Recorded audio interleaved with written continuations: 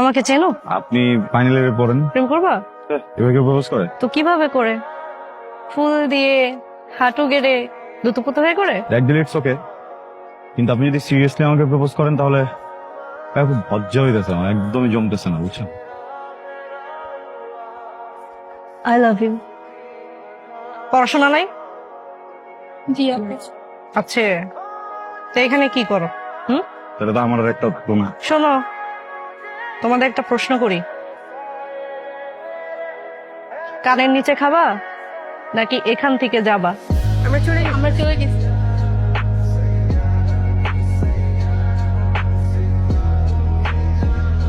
আচ্ছা, তাহলে এই এদিকে।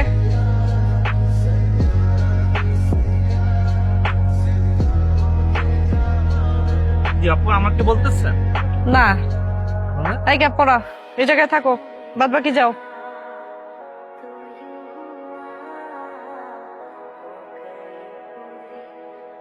এই, তোমার বাসার কি আয়না ভেঙে গেছে?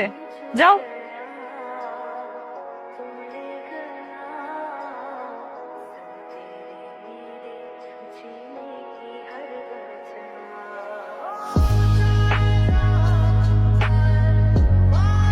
আমাকে চেনো?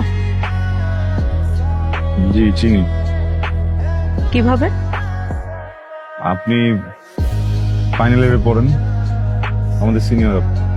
ফাইনাল ইয়ারে পড়ি সেটা ঠিক আছে, বাট যে সিনিয়র এটা ভুল। ফেল টেল করি নাই তো, তাড়াতাড়ি উঠে গেছি। প্রেম করবা? সরি, কি আনসার দাও না কেন? প্রেম করবা? এবার কেউ প্রপোজ করে? তো কিভাবে করে?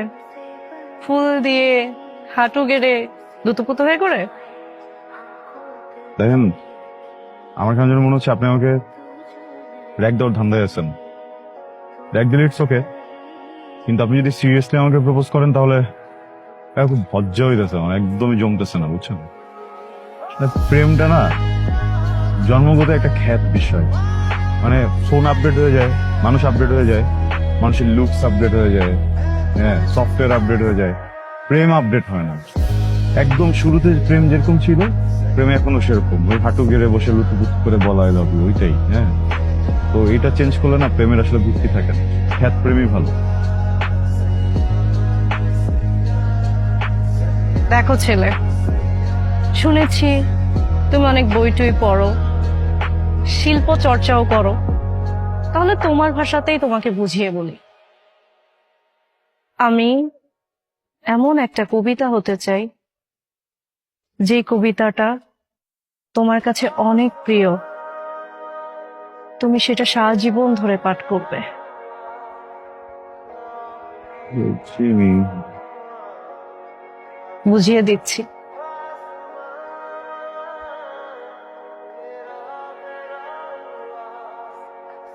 I love you. হ্যাঁ